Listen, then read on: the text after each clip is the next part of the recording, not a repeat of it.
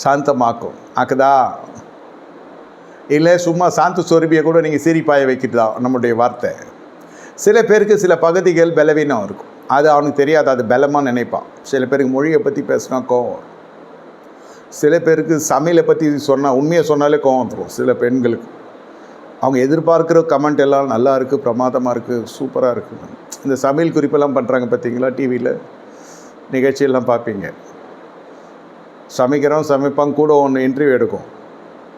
Chef இது என்ன, chef அது என்ன, செஃப் அது என்ன. கடைசியில் என்ன சொல்லலாம்மா, நல்லா இருக்குது, கையில் வச்சு நக்கி பார்த்துட்டோம், சாப்பிட்டோம், ஐயோ சூப்பராக இருக்குது, ஆஹா ஓஹோ அப்படியெல்லாம் சொல்லும். நம்ம செஞ்சு பார்த்தா வந்துச்சுன்னா பரவாயில்ல.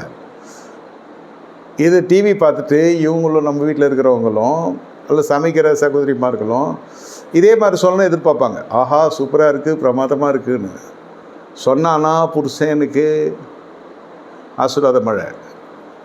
சொல்லாமல் உண்மையை சொன்னானோ இல்லை பொய் சொன்னானோ தெரியல, சுனாமி ஆகிடும் வீடு. வாயின் வார்த்தை சொல்கிறேன். சில சமயத்தில் வாயின் வார்த்தைக்கு பேசுகிற வார்த்தை கோவம் வந்துடும். மொழி பற்றி பேசுனா கோவம் வந்துடும், செய்கை வேலையை பற்றி பேசுனா, பொருளாதாரத்தை பற்றி பேசுனா. ஒருத்தர் தெரியாமல் வாடகை வீட்டில் இருக்கிறீங்களா நீங்கன்னு கேட்டான். இல்லைங்க சொந்த வீட்டில் இருக்கிறேன்னு சொல்லிட்டு போகலாம். அது எப்படி கேட்பேன் நீ என்னை வாடகை வீட்டில் இருக்கிறேன்னு? நான் என்ன பிச்சைக்காரனாயா? நான் எது இல்லாமல் இருக்கேன்? நான் இப்படி ஒரு சண்டை வந்துடுச்சு ஒரு இடத்துல. இதெல்லாம் சபைக்குள்ளே நடந்த இடம். ஒரு நாட்டுக்கு போகிறப்ப நான் பார்த்தேன், கேள்விப்பட்டது. சிலருக்கு அது எங்கே அவங்களுக்கு பலவீனன்றதை அது அவனுக்கு பலனாக நினைப்பான். மீசை முறுக்கிறது யார், நான் யாராக்கும். சில பேருக்கு ஊரை பற்றி பேசுகிற கோவம் வந்துடும், சில பேருக்கு இனத்தை பற்றி பேசுகிற கோவம் வந்துடும், சில பேருக்கு அப்பா அம்மா பற்றி பேசுகிற கோவம் வந்துடும், சில பேருக்கு போகிற பாரம்பரிய சபை பற்றி பேசுகிற கோவம் வந்துடும். யாரோ ஒரு போதகர் கூப்பிட்டார் ஒரு விசுவாசியை, நோய்வாய்ப்பட்டிருக்கான், படுத்த படிக்க இருக்காங்க, அவங்களுக்கு போய் ஜெபம் பண்ண கூப்பிட்ருக்குறாங்க. அந்த ஊழியக்காரர் அவர் ஒரு நாட்டில் இது நடந்துச்சு. அவர் போயிட்டு வாங்க சாயந்தரம் ஆராதனை வச்சுருக்கேன், சுகமாக்குற ஆராதனை. என்னதே உங்கள் சபைக்கு வர சொல்கிறீங்களா? ஆமாம் வாங்க. அது எப்படி என் தாய் சபையை விட்டு வர வேணாம்? சண்டாலாம் அதுக்கு எதுக்கு நீ கூப்பிட்ட?